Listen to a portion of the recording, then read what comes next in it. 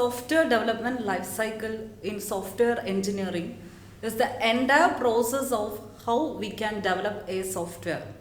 So the stages included in software development life cycle are feasibility study, requirement analysis, planning, designing, coding, testing, implementation, and then maintenance. So the first step in the software development life cycle is a feasibility study. In this step, we are studying about whether we can complete this project or not. If we are able to complete this project, we can continue with this project. Next step is requirement analysis. In this analysis step, we are analyzing about the requirements. That is, it may be hardware requirements, software requirements, or employability skill. We are analyzing these requirements for developing this software. And the next step is planning. When we get all the requirements that we are wanted to develop this software, we will start planning. That is the next step. And in planning, we are planning how to implement this project or how to develop this software. In this planning stage, we are planning about what is the front end, what is the back end, and how many employees we are needed to complete this project. All this we are doing in this step, planning. And the next step, after finishing the planning, we are going to the next step, that is designing.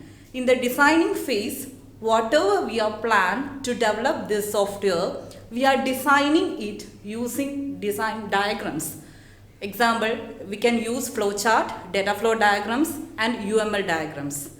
So using these diagrams, we are designing what we wanted to develop.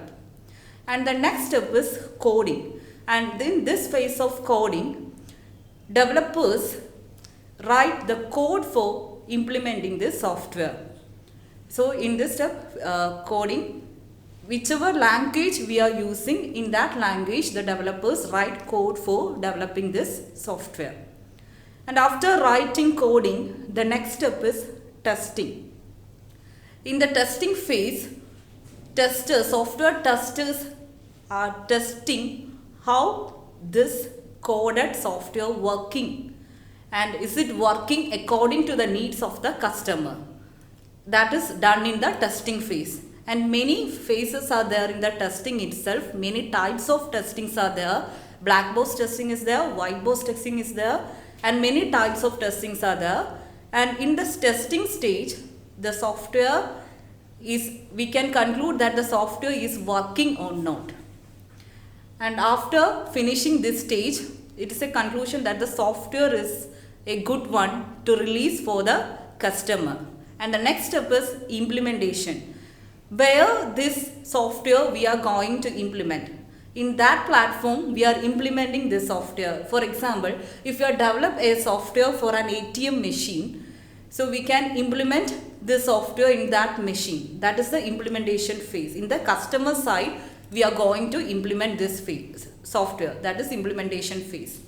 And the last step is maintenance. Whenever the software needs maintenance, the software development team have to give the maintenance. And these are the steps included in software development life cycle. And there are many models available for software development life cycle. Different types of software development life cycles are there.